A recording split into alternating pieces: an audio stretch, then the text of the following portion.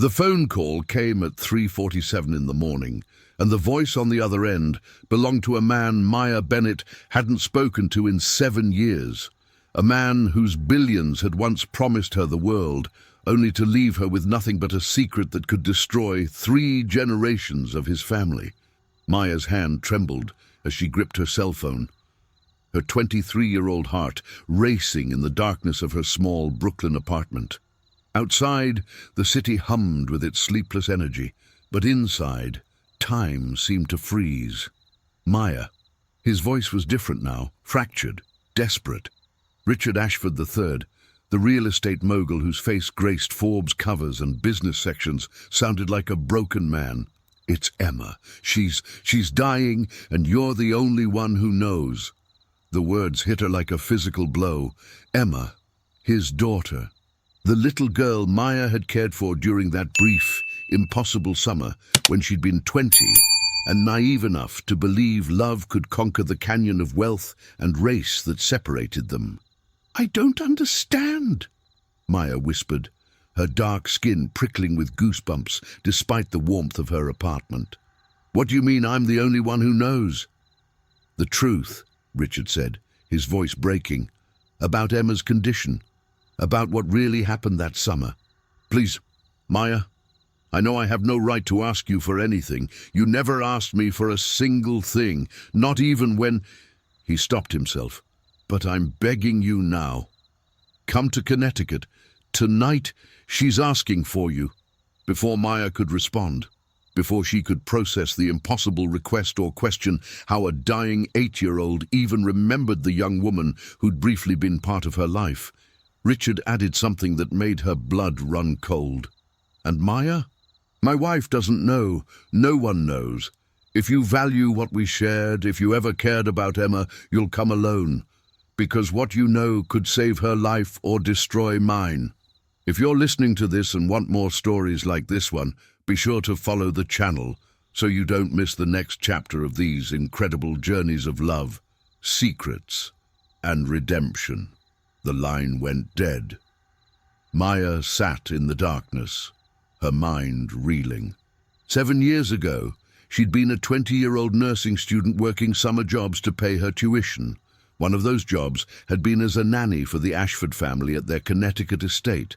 She'd been hired to care for 1-year-old Emma while Richard's wife, Veronica, underwent treatment at an exclusive rehabilitation facility for what the family publicly called exhaustion. But what Maya had quickly learned was something far more serious. That summer had changed everything. If you're enjoying this story, please subscribe and hit the notification bell so you never miss our next emotional journey. Your like helps us bring you more stories like this one. Richard had been different then, or so she'd thought. Vulnerable, real. The connection between them had been electric, forbidden, and ultimately devastating when Veronica returned and Richard had made his choice. He'd chosen his marriage, his reputation, his empire. He'd sent Maya away with a non-disclosure agreement and a check she'd torn into pieces. She'd never asked him for anything, not money, not acknowledgement, not even an explanation for why he'd let her believe their connection mattered.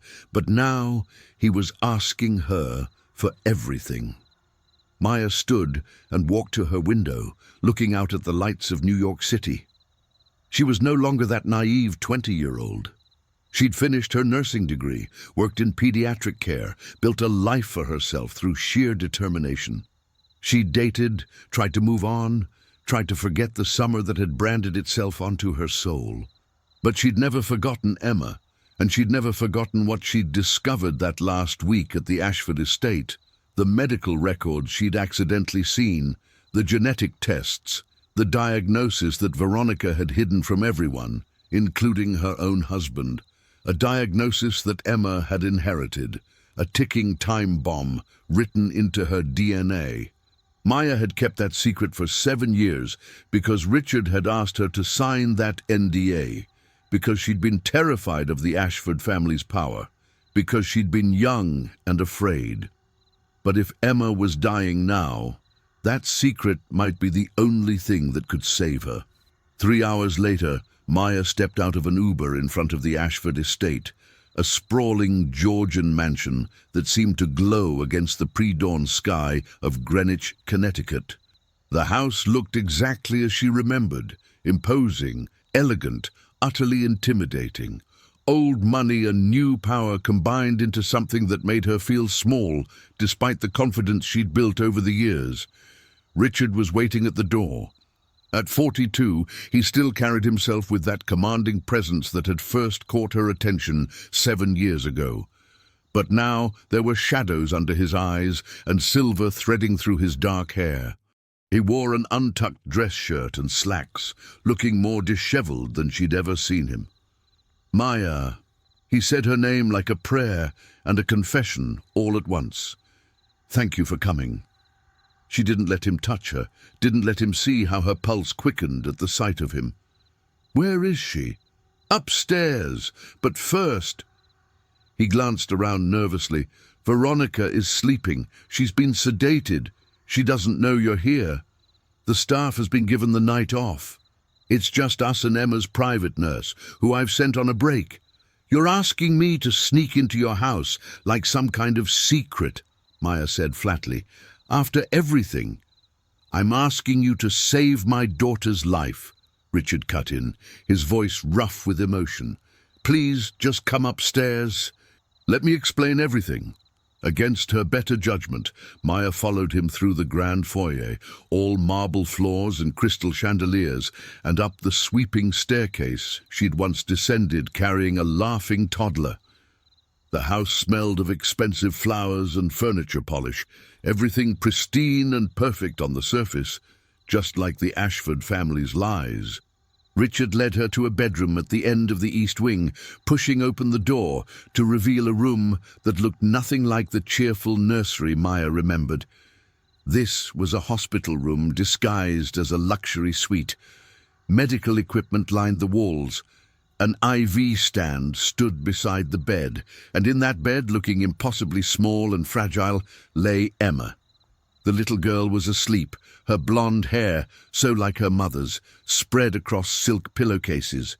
But her skin had a translucent quality, and even from the doorway, Maya could see the rapid rise and fall of her chest, the labored breathing. What happened? Maya whispered, moving closer despite herself. Her nursing instincts kicked in immediately. Richard, what's wrong with her? Acute myeloid leukemia, he said, his voice hollow.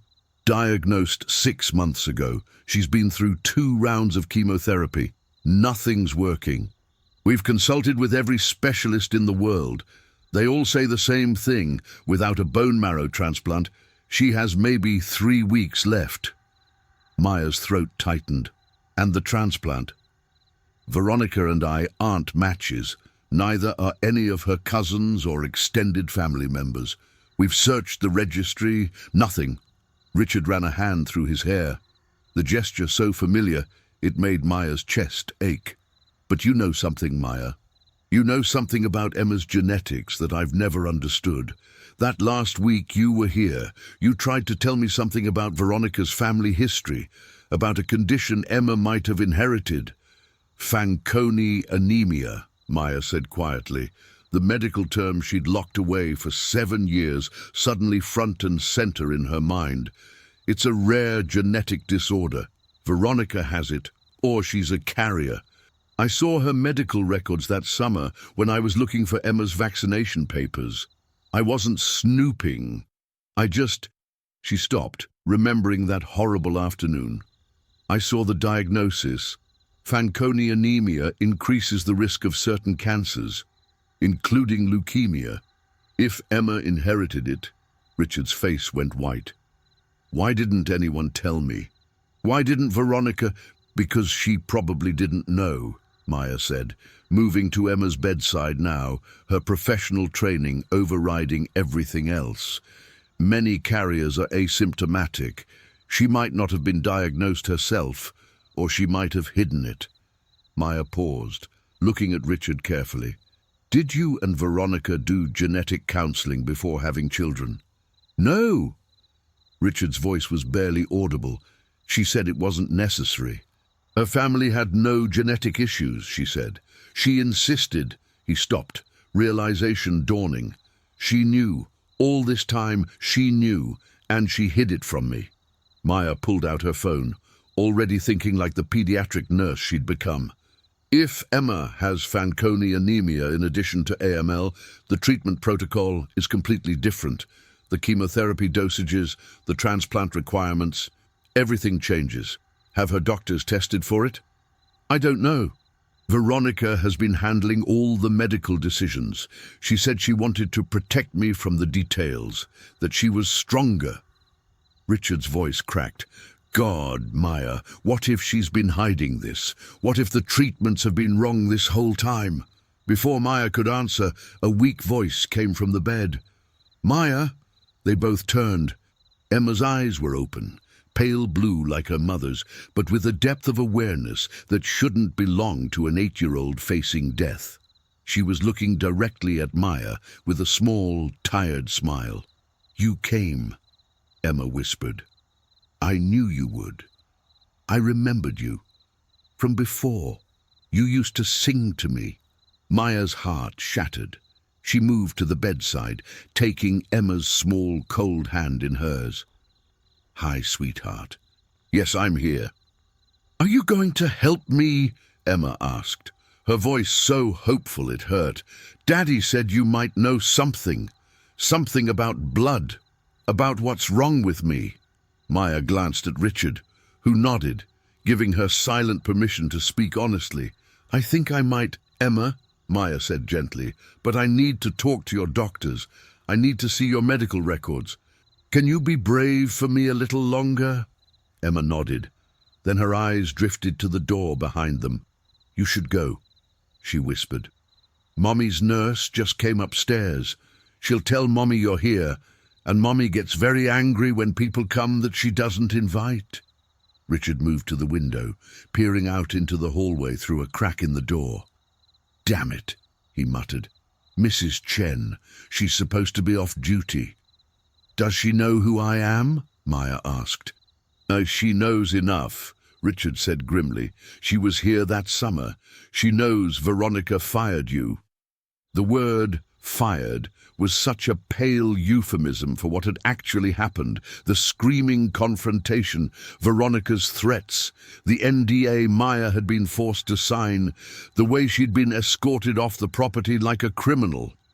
All because Richard's wife had come home early from rehab and found Maya and Richard in what could only be described as a compromising position.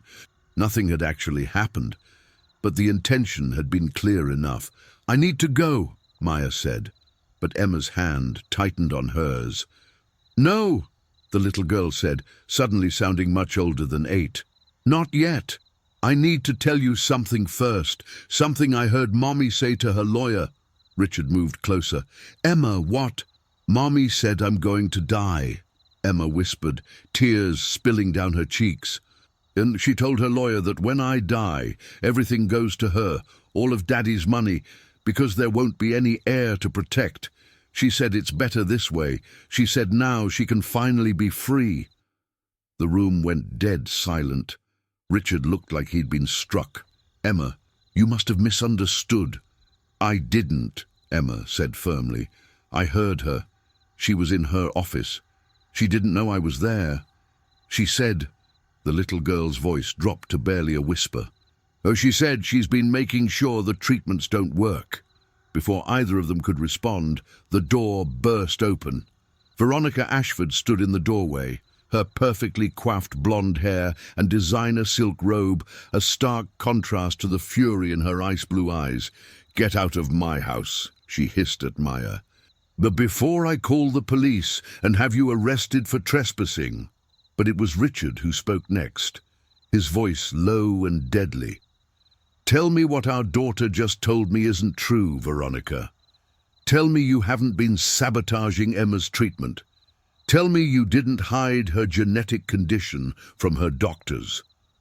And Veronica's smile, cold and cruel, was all the answer they needed. The explosion that followed Veronica's arrival shattered the careful facade of the Ashford family like glass against marble.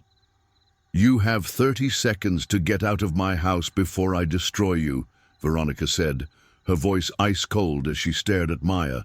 "That NDA you signed 7 years ago, it's ironclad. You breathe a word of anything you saw in this house, anything you know about my family, and I will sue you into oblivion." But Maya didn't move. She stayed beside Emma's bed, the little girl's hand still clutching hers. "She's dying, Veronica," Maya said quietly. "Your daughter is dying, and you're threatening lawyers." "My daughter is none of your concern," Veronica snapped. "You're a nobody, a summer fling my husband couldn't resist because he has a fetish for—" "Veronica," Richard's voice cut through the room like a blade. "Don't finish that sentence." The look he gave his wife was one Maya had never seen before. Pure, undiluted rage mixed with something deeper. Betrayal.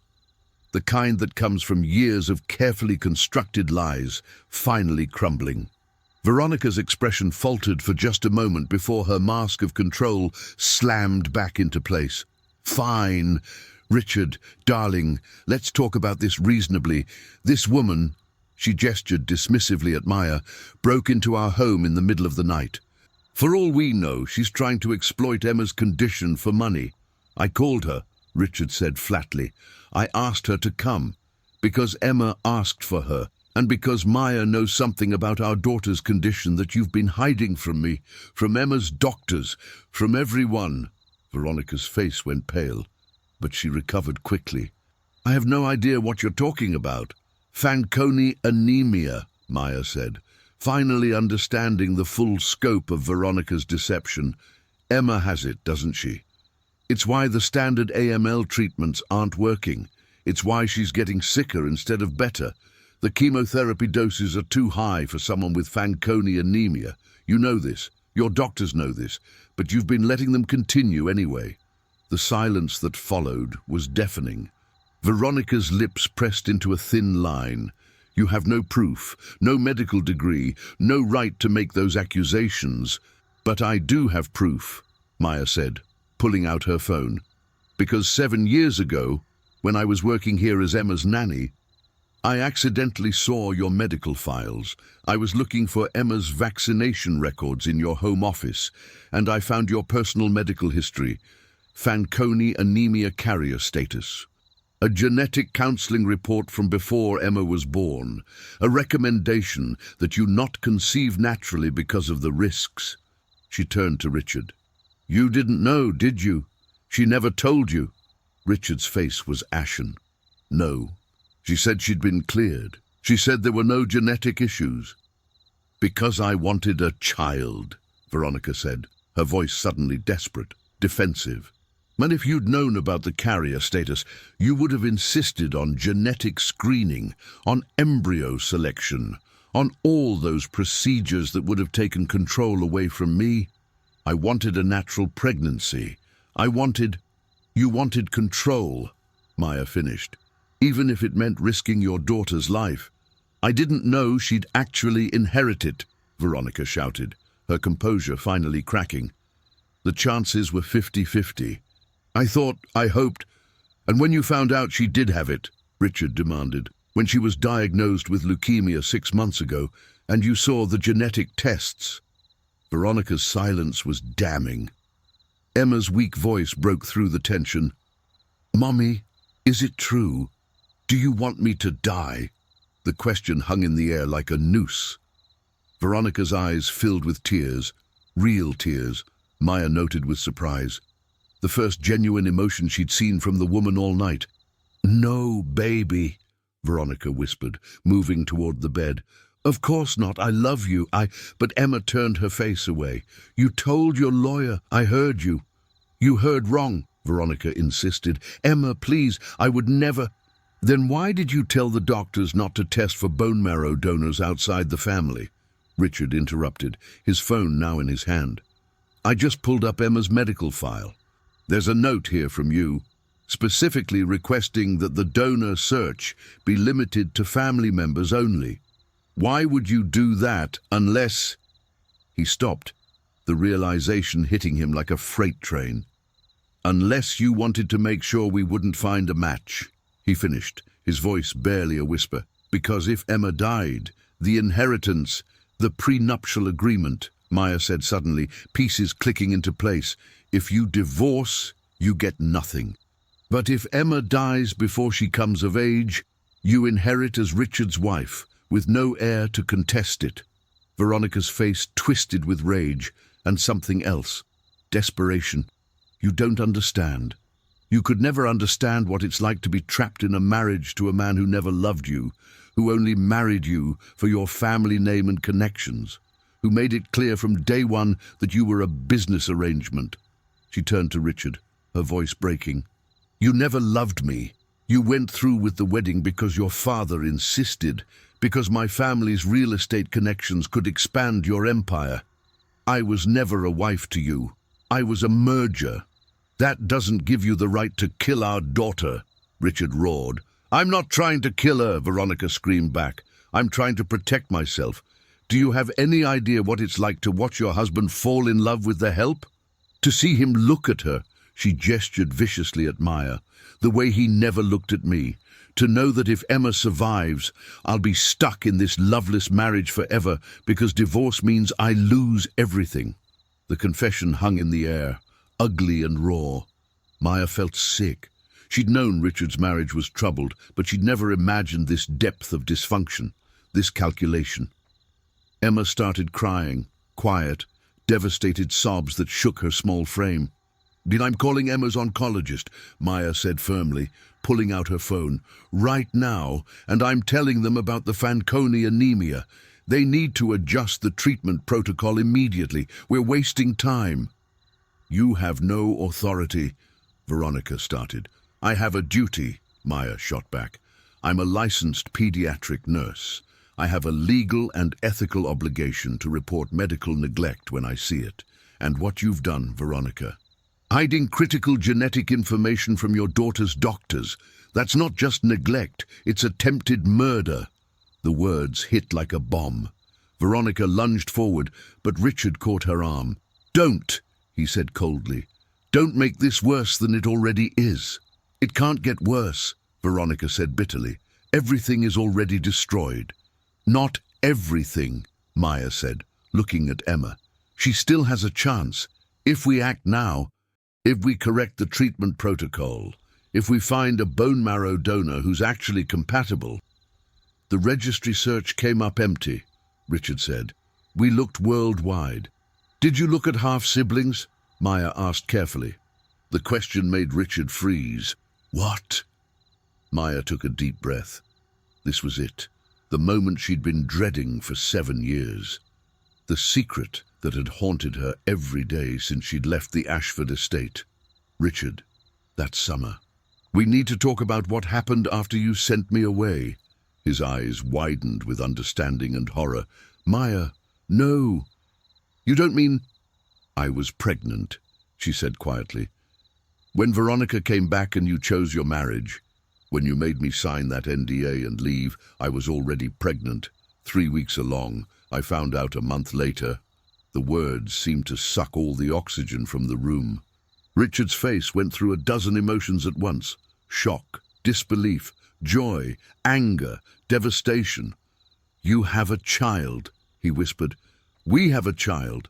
"A daughter," Maya confirmed, tears streaming down her face. "She's 6 years old. Her name is Zoe. And she's healthy, brilliant, beautiful. I never told you because I didn't want your money. I didn't want to be trapped in your world. I didn't want her to be part of whatever this is."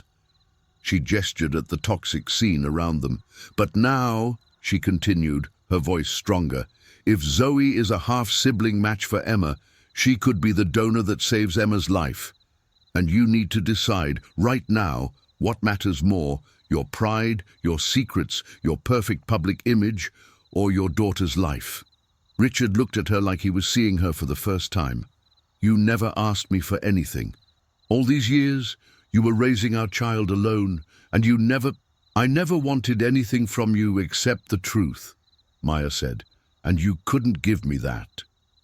Before Richard could respond, Before Veronica could process the bombshell that had just been dropped, Emma's monitor started beeping frantically. The little girl's body went rigid, her eyes rolling back.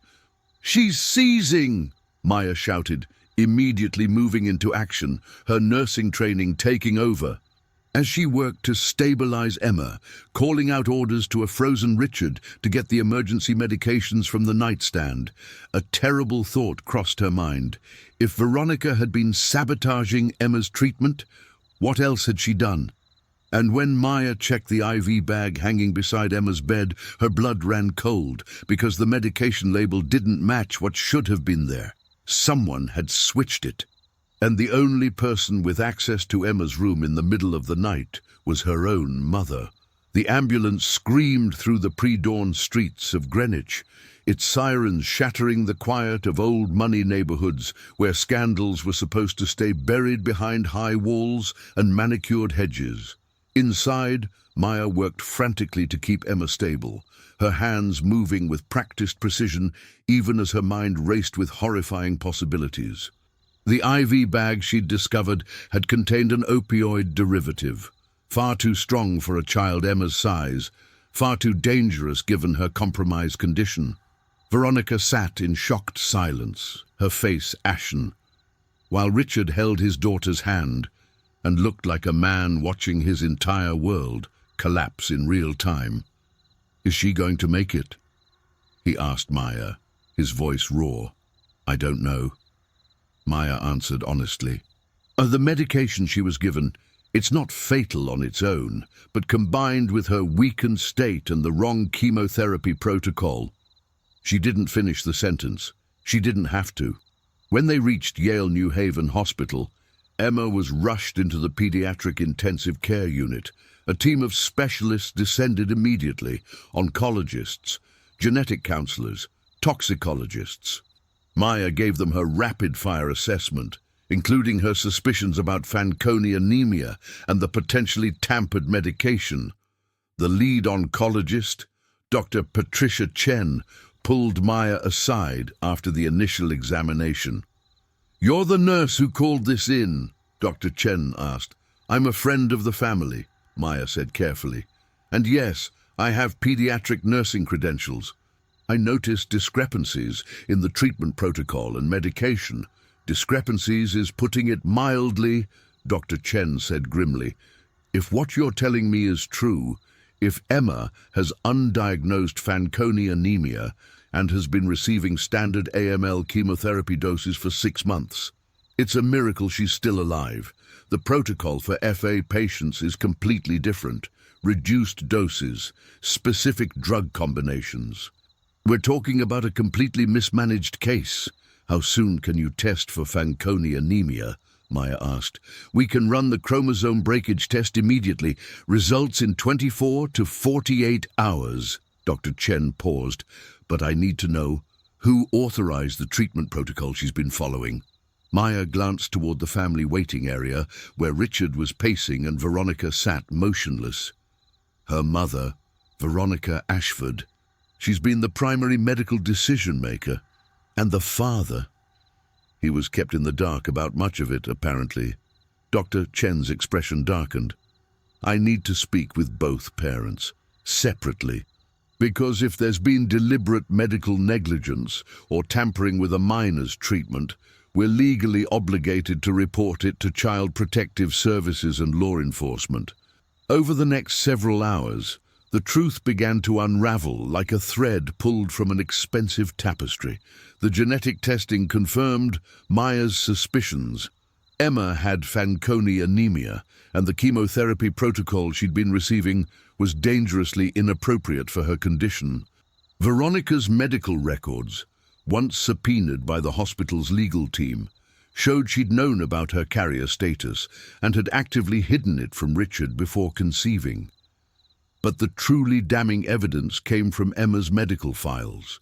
Dr. Chen showed Richard a series of communications between Veronica and Emma's primary oncologist from 6 months earlier. "Your wife specifically requested that certain genetic tests not be performed," Dr. Chen explained, her voice tight with professional outrage.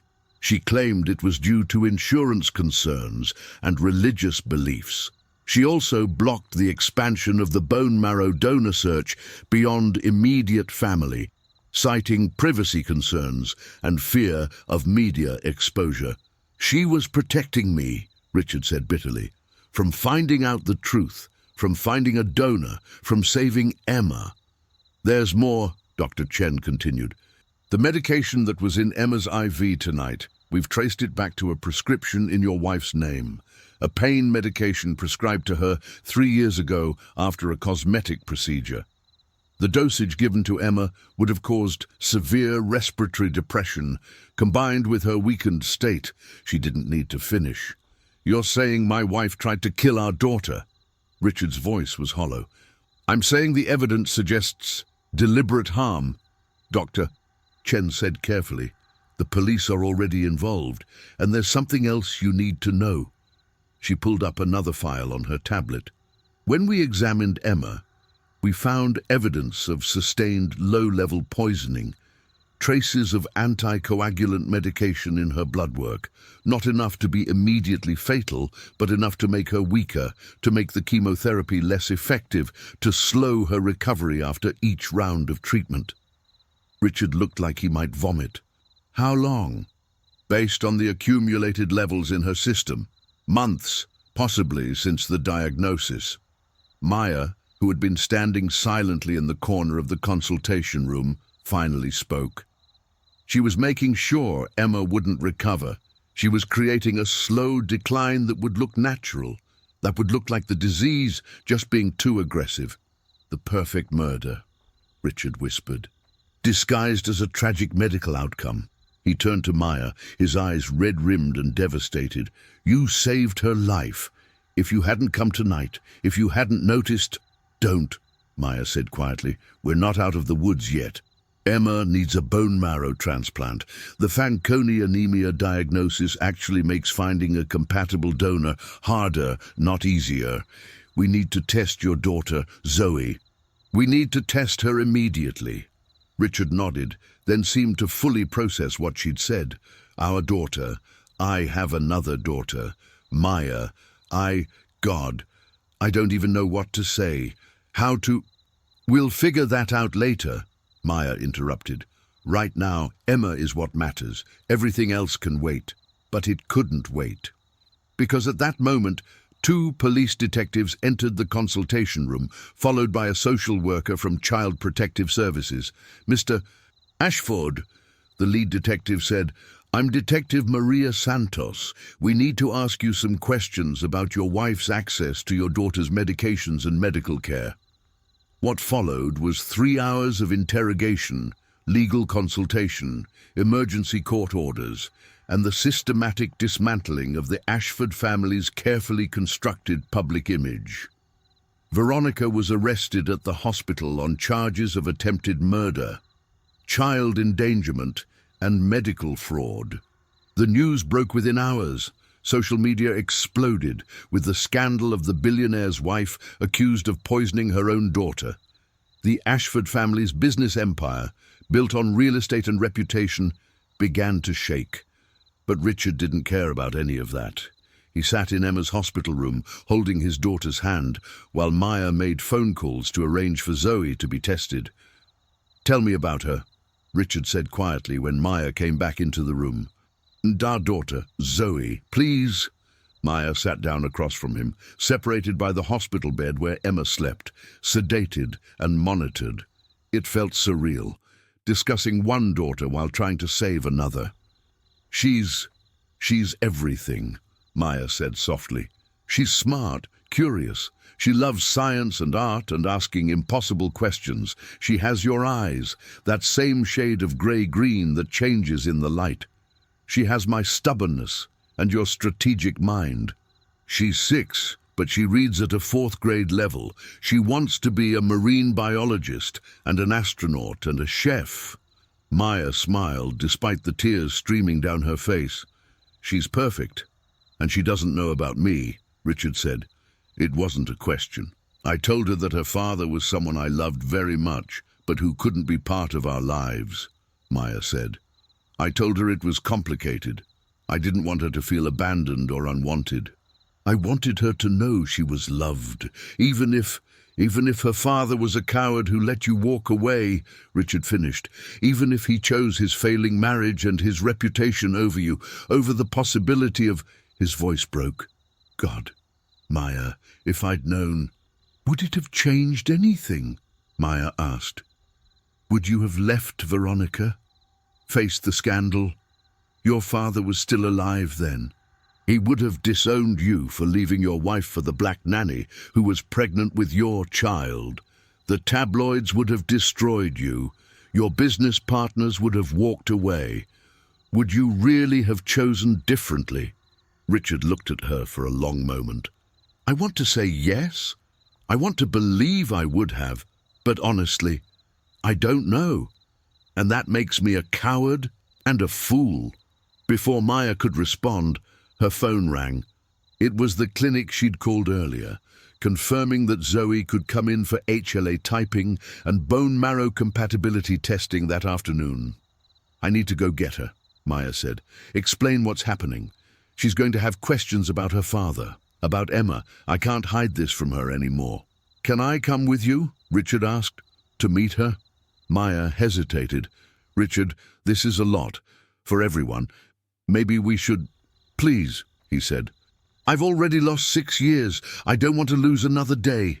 Maya looked at Emma, sleeping peacefully for the first time in hours. What about Emma? The nurses will watch her. The police are stationed outside. Veronica can't get near her. Richard stood up. And I need to meet my other daughter, the one you protected from all of this. The one you raised alone, because I failed you. They drove to Maya's apartment in Brooklyn in silence, the early morning sun finally breaking through the clouds. When they arrived at her modest building, so different from the world Richard inhabited, he looked around with what seemed like genuine interest rather than judgment. This is where you've been living, where you've been raising Zoe. It's not a mansion, but it's home, Maya said defensively. And I didn't mean... Richard stopped himself. I'm sorry for everything, for the way I let you leave, for not fighting for you, for not knowing about Zoe, for all of it. Maya unlocked her apartment door. Inside, her elderly neighbor Mrs. Washington sat on the couch, watching the morning news with a mug of coffee. Zoe was curled up beside her, still in her pajamas, reading a book about ocean creatures. The little girl looked up when they entered, and Richard's breath caught audibly, because Zoe was beautiful. Brown skin like her mother's, thick curly hair pulled into 2 puffs, and those distinctive grey-green eyes that were undeniably Richard's. She had Maya's face shape and smile, but something about her expressions, her bearing, even the way she tilted her head when curious, pure Ashford. "Mommy!" Zoe jumped up, running to Maya. "Mrs. You said you had to work all night. Is everything okay?" "Everything's complicated, baby," Maya said, kneeling to her daughter's level. "But I need to talk to you about something very important." Zoe's gaze shifted to Richard, studying him with a child's directness. "Who are you?" Richard looked at Maya, seeking permission. Maya took a deep breath. "Zoe, this is Richard Ashford. He's your father." The words hung in the air. Zoe looked between them, processing. At 6 years old, she was smart enough to understand what this meant, but young enough that the implications hadn't fully hit her yet. "My father," she repeated. "Like my real father. The one you said was complicated." "Yes, baby," Maya said gently. Zoe turned to Richard, still assessing. "Why did you leave us?" The question, so simple and devastating, nearly broke him. I didn't know you existed," Richard said, his voice thick with emotion. "If I had known, I would have..." He stopped, realizing he couldn't promise what he might have done.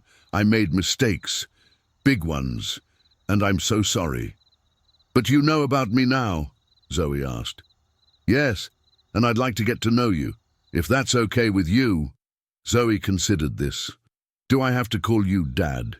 "You can call me whatever feels right," Richard said. "Okay, I'll call you Richard for now. She paused. Mommy said you have a lot of money, like a lot. Despite everything, Maya almost laughed at her daughter's practicality. I do, Richard admitted. Cool. Can I get a turtle? Zoe asked. And just like that, the tension broke. Richard actually smiled. We can talk about the turtle. But right now, I need to ask you something very important. Do you know what bone marrow is? Over the next hour, Maya and Richard explained in age-appropriate terms about Emma, about leukemia, about how Zoe might be able to help save her half-sister's life by being a bone marrow donor.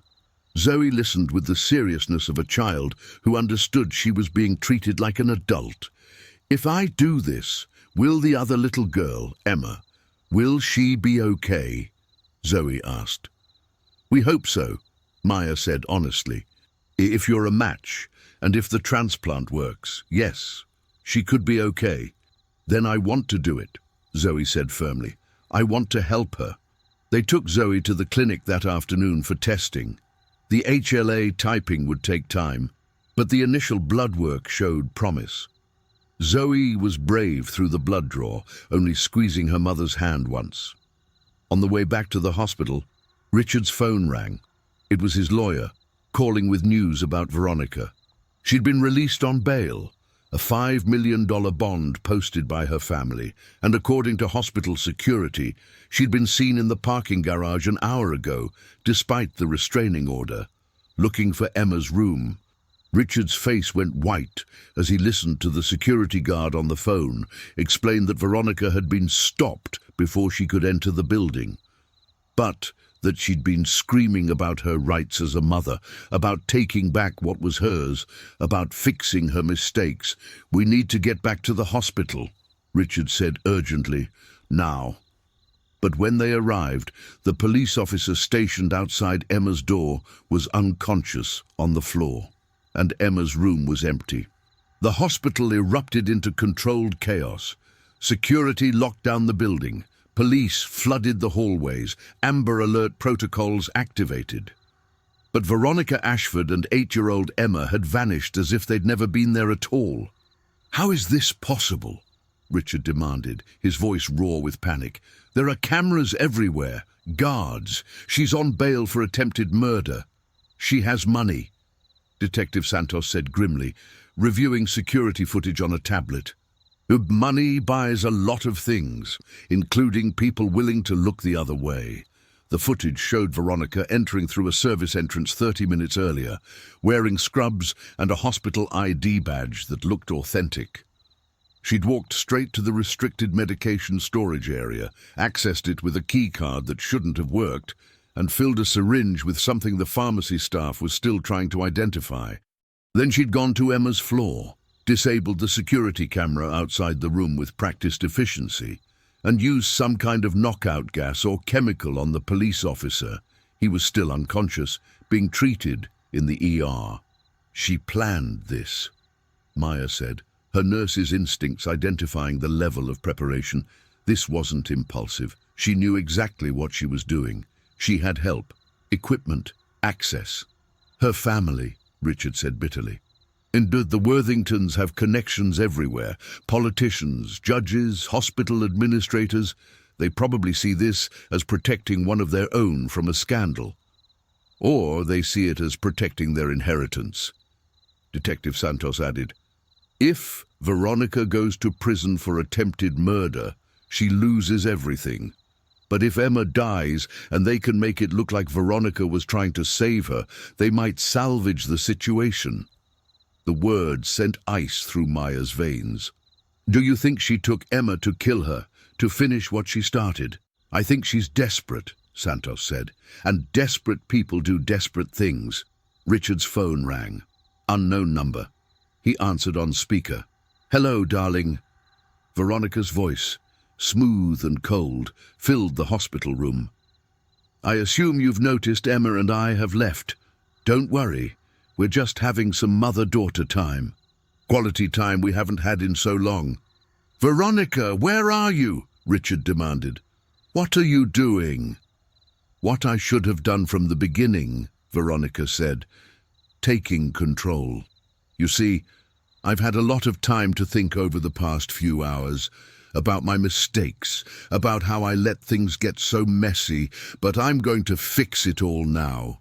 You need to bring Emma back to the hospital, Maya interjected. She needs medical care. She's dying, Veronica. Is she? Veronica's laugh was brittle.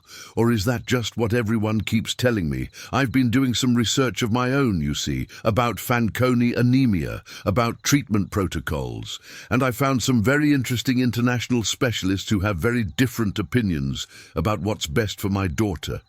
You're running, Richard realized. You're trying to take her out of the country. I'm trying to save her, Veronica corrected, from you, from your little black mistress and her bastard child, from the media circus and the legal system that's already decided I'm guilty.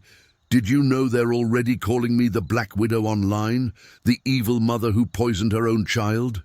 Because you did, Maya said flatly.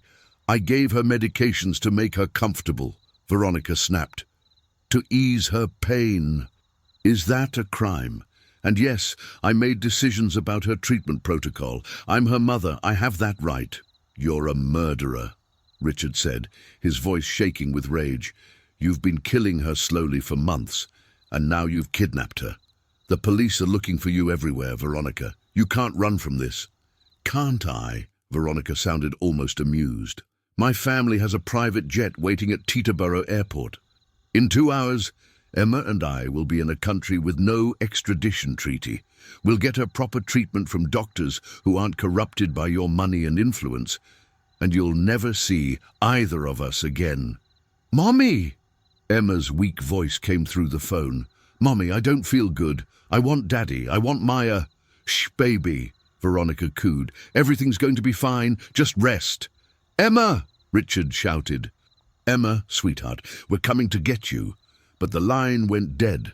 Detective Santos was already on her radio, calling for roadblocks, alerting airport security, mobilizing every resource.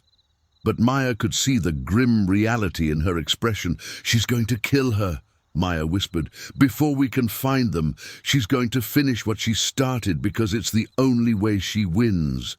If Emma dies in transit, if she can make it look like a medical emergency, she becomes the grieving mother instead of the accused murderer. Richard looked at her with haunted eyes. What do we do? Maya's phone buzzed. A text from an unknown number. Check your email, Doshima. She opened her email on her phone and found a message from an address she didn't recognize. But the subject line made her blood run cold. Emma's location. Inside was a GPS coordinate, an address in Westchester County, and a single line of text. She's at the Worthington estate. Our family compound. I'm Emma's aunt. I can't let Veronica do this, but I can't stop her alone. Please hurry. It's a trap, Detective Santos said immediately. Has to be. Or it's Emma's only chance, Maya countered. She showed Richard the message. The Worthington estate. Is it possible? Elizabeth Worthington, Richard said slowly. And Veronica's younger sister. She's always been different from the rest of the family. More human. She never approved of Veronica's treatment of Emma, or of me, actually. Can we trust her? Santos asked. I don't know, Richard admitted. But what choice do we have?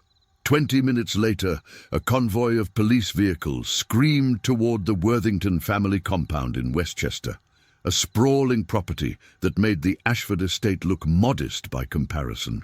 The main house was a literal castle, imported stone by stone from Scotland in the 1920s by the Worthington patriarch who'd made his fortune in steel and banking.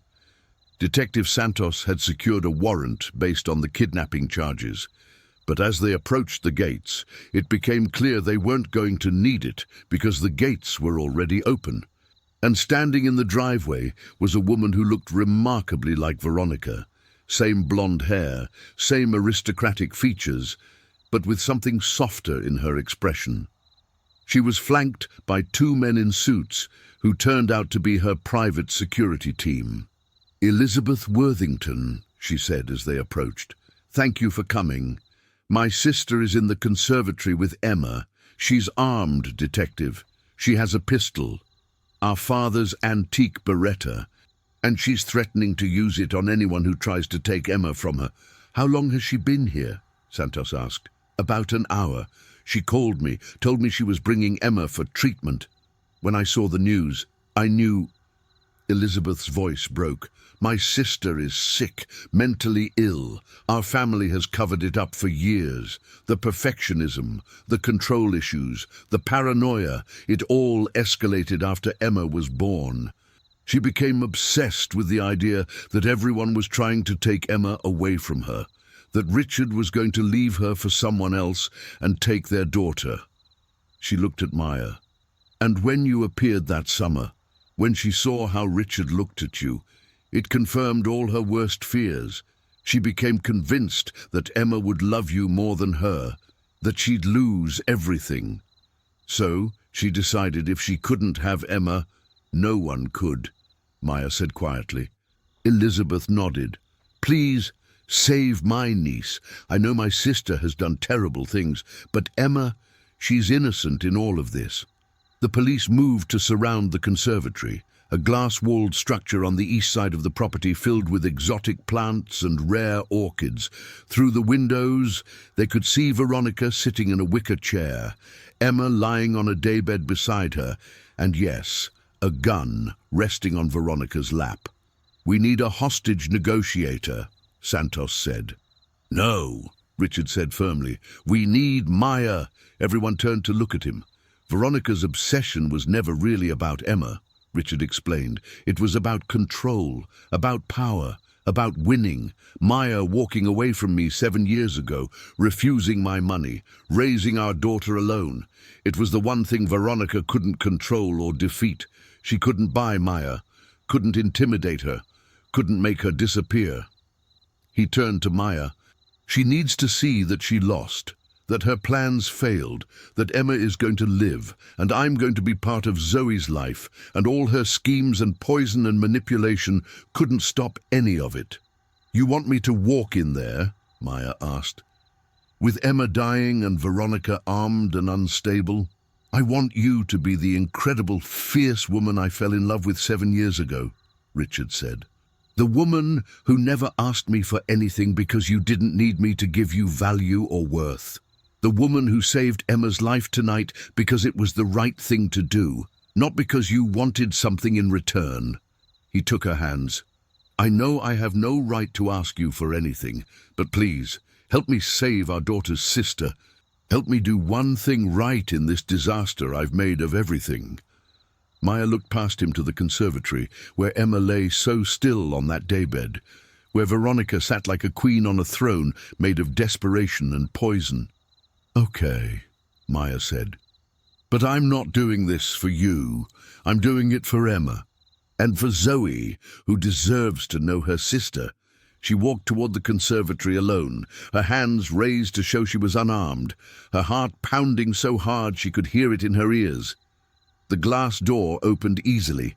Inside, the air was thick with humidity and the scent of exotic flowers. Veronica looked up as Maya entered, her expression flickering between surprise and something that might have been satisfaction. I knew you'd come, Veronica said. You can't help yourself. The hero, the savior, the perfect woman who does everything right. I'm not perfect, Maya said calmly, moving slowly closer. I'm just someone who cares about a little girl who's dying. She's not dying, Veronica insisted. I'm taking her to specialists who can actually help her, who aren't corrupted by Richard's money. Stop, Maya interrupted gently. Please just stop. We both know that's not true. Emma needs a bone marrow transplant. She needs proper treatment for Fanconi anemia. She needs to be in a hospital, not here. She needs her mother, Veronica said, her voice breaking. And I'm her mother, not you. No matter what happens, no matter what Richard wants, I'm her mother. You're right, Maya said, surprising her. You are her mother. Nothing changes that. Not me. Not what happened 7 years ago. Not any of this. You gave birth to her. You raised her. You're her mother. Then why does she keep asking for you? Veronica demanded, tears streaming down her face. Why does everyone think you're the hero and I'm the villain? Because you're hurt, Maya said softly, kneeling down so she was at eye level with Veronica. You're hurt and scared, and you made terrible choices because you thought you were protecting yourself. I understand that. I've been there. When I found out I was pregnant with Zoe and Richard had chosen you, I felt like my world was ending.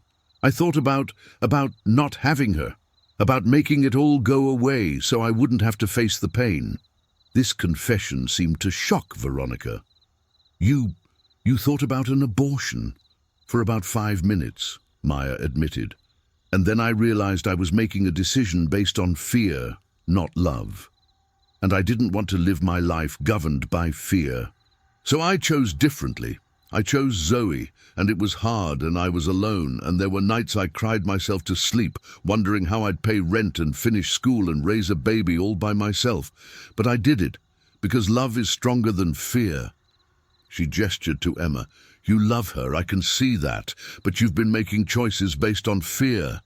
Fear of losing her, fear of losing Richard, fear of being alone. And those choices have hurt everyone, including Emma. Veronica looked down at her daughter, who was barely conscious on the daybed. I never wanted to hurt her. I wanted to matter. I wanted to be more than just Richard's wife, more than just a name and a family connection. I wanted someone to love me the way he loved you. Then let him save her, Maya said. Let us save her together. Let me test Zoe to see if she's a bone marrow match. Let the doctors treat Emma properly. Let her have a chance at life. That's what a mother's love looks like, putting your child's needs above your own pain. Veronica's hand moved toward the gun, and Maya's heart stopped. But instead of picking it up, Veronica pushed it away. I'm so tired, she whispered. I'm so tired of fighting, of pretending, of trying to be someone I'm not. Then stop, Maya said gently. Just stop, and let us help Emma. Please. For a long moment, Veronica just stared at her daughter. Then slowly she nodded. Okay, she said. Okay. The police and medical team rushed in moments later, securing the gun and getting Emma into an ambulance. But as Veronica was being led away in handcuffs, she turned back to Maya one last time. Take care of her, she said. Emma, promise me you'll take care of her when I can't. Before Maya could answer, Elizabeth Worthington stepped forward with a tablet, her expression grave. There's something you all need to see, she said. I found this in Veronica's room, a video diary she's been keeping, about Emma, about everything. She pressed play, and Veronica's face filled the screen, but not the polished, controlled Veronica they all knew.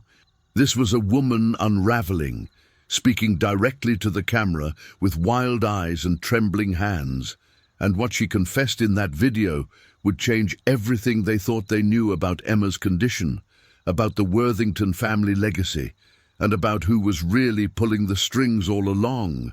The video played on Elizabeth's tablet, and everyone in the conservatory froze. Veronica's recorded image looked haunted, her makeup smudged, her perfect blonde hair disheveled. The timestamp showed it had been recorded just 3 days ago. My name is Veronica Ashford, née Worthington, the recorded Veronica said, her voice hollow. And I need to confess something before it's too late, before my mother finds out what I'm about to do. Richard moved closer to the screen. Her mother, Margaret Worthington, died 5 years ago. But Elizabeth was shaking her head, her face pale. No, she didn't. That's what the family told everyone. But Mother is alive. She's been living in the West Wing of the estate, controlling everything from behind the scenes. On the video, Veronica continued. My mother is the one who told me about my Fanconi anemia carrier status before I married Richard. She's the one who encouraged me to hide it from him, to conceive naturally despite the risks. She said if I had a daughter, especially one who was sick. It would cement my position in the Ashford family. That Richard could never leave me if I gave him a dying heir. Maya felt sick. She planned it. The whole thing was planned from the beginning. When Emma was born healthy, Mother was disappointed. Veronica's confession continued. She said I'd wasted my opportunity, that a sick child would have been more useful than a healthy one. I didn't understand what she meant until Emma turned 7 and started showing symptoms.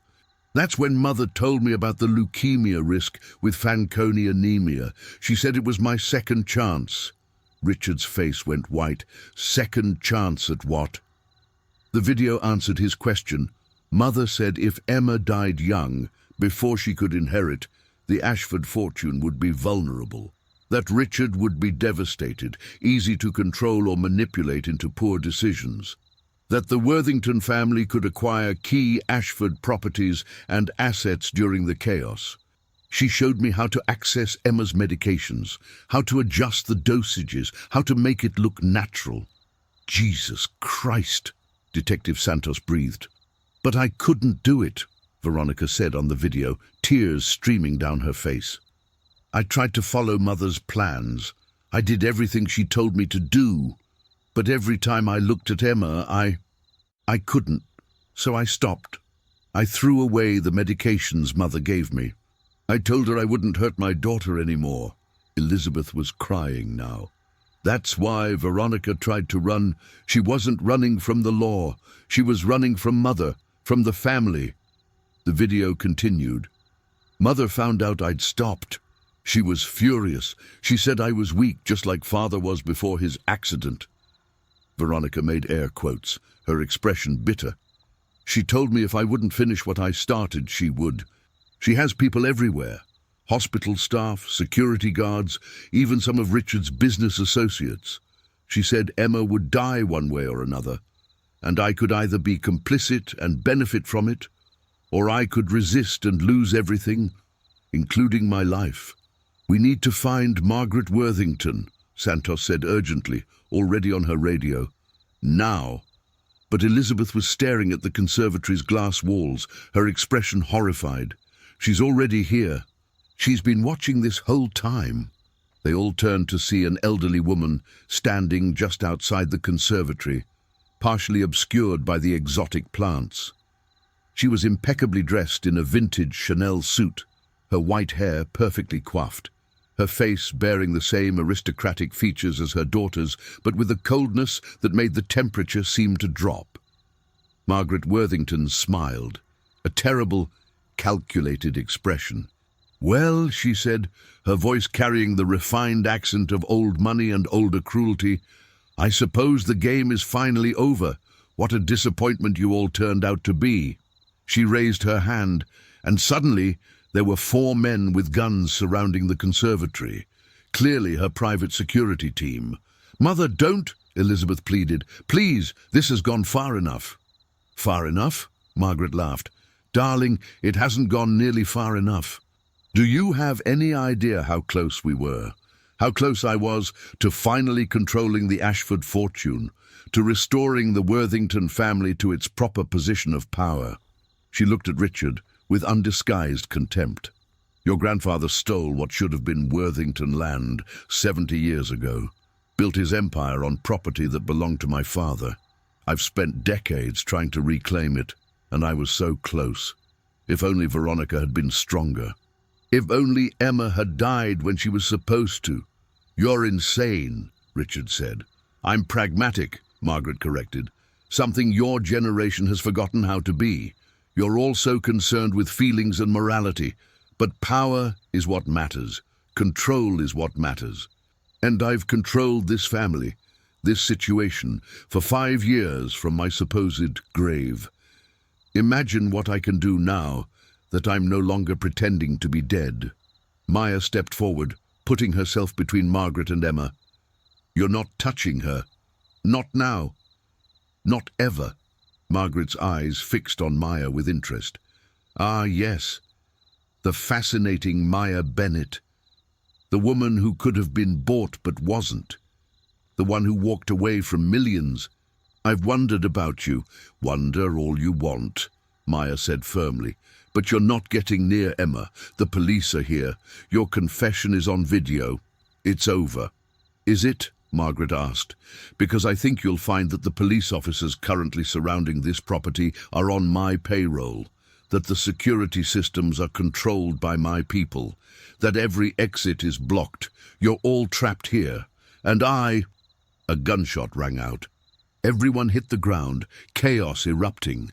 But when Maya looked up, Margaret Worthington was on the ground, blood blooming on her shoulder. And standing behind her, holding a service weapon with shaking hands, was the police officer who'd been knocked unconscious at the hospital, the one who'd been guarding Emma's room. "You said you owned everyone," the officer gasped, still woozy from whatever Veronica had used on him. "But you don't own me, and you don't own justice." Margaret's security team dropped their weapons as backup police units flooded the property. It turned out Detective Santos had been suspicious from the start, had called for state police backup from outside the Worthington family's sphere of influence. In the chaos that followed, Margaret's arrest, the revelation of the extent of her crimes, the unraveling of decades of Worthington family corruption, Maya stayed focused on one thing: getting Emma back to the hospital. 2 weeks later, the waiting room at Yale New Haven Hospital was filled with an unlikely family. Richard sat beside Maya, holding her hand. Zoe was curled up in Maya's lap, reading a book about ocean creatures. Elizabeth Worthington was there too, having renounced her family name and fortune to testify against her mother. And they were all waiting for the same thing: test results. Zoe had been a perfect HLA match for Emma, something the doctor said was incredibly fortunate given their half-sibling relationship. The bone marrow transplant had been performed 5 days ago, and Emma was currently in isolation, her body fighting to accept the new cells that might save her life. "Doctor." Chen emerged from the isolation wing, and everyone stood up. "She's responding," Dr. Chen said, a smile breaking across her usually serious face. "The new bone marrow is engrafting. Her counts are improving. It's still early, and she'll need months of monitoring, but Emma's going to make it." Richard actually sobbed, pulling Maya into a hug. Zoe cheered, Elizabeth burst into tears, and for the first time in what felt like years, there was hope. Over the following weeks, as Emma slowly recovered, the full scope of the Worthington family's crimes came to light. Margaret Worthington was charged with attempted murder, conspiracy, fraud, and a dozen other counts. Her death 5 years earlier had been staged so she could operate from the shadows, manipulating her children and grandchildren like chess pieces. Veronica was offered a plea deal in exchange for her testimony against her mother. She would serve time for her role in Emma's poisoning, but significantly less than if she'd gone to trial. In her victim impact statement, Veronica spoke about growing up under Margaret's control, about the psychological abuse and manipulation that had shaped her into someone who could even consider hurting her own daughter. "I'm not asking for forgiveness," Veronica said in court, looking directly at Emma, who was there via video link from her hospital room. "I don't deserve it, but I want you to know that every choice I made that hurt you came from the poison my mother put in my heart long before you were born. And I'm going to spend the rest of my life trying to become someone who could have been the mother you deserved." Emma, brave beyond her years, simply nodded. Richard filed for divorce the day after Margaret's arrest. He also established a trust fund for Zoe, despite Maya's protests that she didn't want his money. "It's not about what you want," Richard said gently. "It's about what Zoe deserves. She's my daughter. Let me be her father, even if I can't be anything else to you." And Maya, seeing the genuine change in him, the way he'd stepped up, faced his failures, put his daughters first, finally agreed. 6 months later, Maya stood in the garden of Richard's Connecticut estate, which he'd insisted she help redesign to be less oppressive and more livable. Emma was playing with Zoe, the two sisters laughing as they chased butterflies through the flowers. Emma's hair had grown back curly after the chemotherapy, and while she still tired easily, the oncologists were optimistic about her long-term prognosis. "Penny for your thoughts," Richard asked, coming up beside her with 2 glasses of lemonade. Maya smiled. "I was just thinking about how strange life is. 7 years ago, I left this place thinking I'd never come back, thinking I'd never see you again, thinking I'd raise Zoe alone and that would be enough. And now," Richard asked softly, "now I have 2 daughters playing in a garden, their father standing beside me, and a future that looks nothing like I imagined but somehow feels right." She turned to him. "We're not rushing into anything romantic, Richard. You understand that, right? We have too much history, too much damage to repair." "I know," he said, "and I'm not asking for that. I'm just asking to be part of their lives, part of your life, in whatever capacity you'll allow. I have a lot to make up for." "Yes, you do," Maya agreed, "but you're doing the work that matters." They stood in comfortable silence, watching their daughters play, until Emma called out, "Mommy Maya, can we go swimming?" Maya laughed.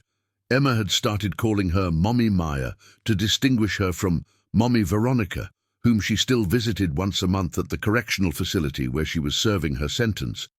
It was complicated, but Dr. Chen had recommended maintaining the relationship to help Emma process her trauma. "Sure, sweetheart," Maya called back. "Let me get your sunscreen." As she walked toward the house, Richard fell into step beside her. "By the way," he said casually, "I've been thinking about the foundation we discussed, the one for Fanconi anemia research and support for families dealing with genetic disorders. The one you want to name after Emma and Zoe?" Maya asked. "The one I want you to run," Richard corrected. "You're a pediatric nurse with real experience, real compassion. You understand these families because you've lived it. You'd be perfect." Maya stopped, turning to look at him. "You're offering me a job." "I'm offering you a purpose," Richard said, "a chance to turn all of this—" He gestured vaguely at the house, at their complicated history, "into something meaningful, something that helps other families avoid what we went through." Before Maya could respond, Zoe ran up, grabbing her hand. "Mommy, Emma says there's horses here. Can we see them? Can we ride them?" Maya looked down at her daughter's excited face, then over at Emma, waiting hopefully by the garden gate, then back at Richard, who was watching them all with an expression of such profound gratitude and love that it made her chest tight. She'd never asked him for anything all those years ago, but now, standing here with both their daughters happy and healthy, with a future spreading out before them that was complicated and imperfect but fundamentally good, now she understood she'd never needed to ask, because the best things in life, the things worth having, weren't given upon request. They were earned through sacrifice, built through struggle, and sustained by choosing love over fear, truth over convenience, and family over pride. "Yes," Maya said, answering both Zoe's question about the horses and Richard's offer about the foundation. Yes to all of it, and as they walked toward the stables together, 2 daughters, 2 parents, and a future full of possibilities, Maya realized that sometimes the stories that begin with the most pain end with the most profound peace. Emma was going to live. Zoe had a father and a sister. Veronica was getting the help she needed. Margaret was facing justice. And Maya had never asked for anything, but she'd somehow ended up with everything that mattered.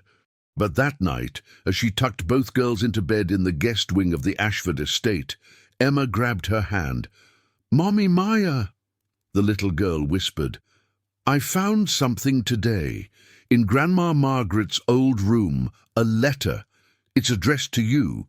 It says you need to read it before you make any decisions about staying here." Maya's blood ran cold. "Where is it, sweetheart?" Emma pulled an envelope from under her pillow. "I didn't open it. I promise." But Mommy Maya, I think Grandma Margaret left it on purpose. I think she knew you'd be here. Maya took the envelope with trembling hands. Inside was a single page of expensive stationery, written in Margaret Worthington's elegant script. Dear Maya, if you're reading this, then I've failed in my ultimate goal and you've succeeded in yours. Congratulations. You've saved the children, destroyed my life's work, and won the man I forced my daughter to marry. But before you celebrate too much, you should know one thing. The Fanconi anemia in the Worthington line, it didn't come from Veronica's side, it came from Richard's. His grandmother was a Worthington. The genetic testing I commissioned years ago proved it, which means every child he fathers, including your precious Zoe, has a 50% chance of being a carrier. And if she has children someday, they could face the same fate as Emma. You're free to verify this. The test results are in Safety Deposit Box 847 at Manhattan Trust. The key is taped to the back of this letter. Sleep well, Maya Bennett. You saved one child, but you've condemned future generations to the same nightmare. That's the cost of loving a man like Richard Ashford. The debt always comes due. M. Worthington. Maya's hands shook as she turned the letter over. Sure enough, there was a small key taped to the back. And in that moment, she realized something terrible. The story wasn't over. It was just beginning.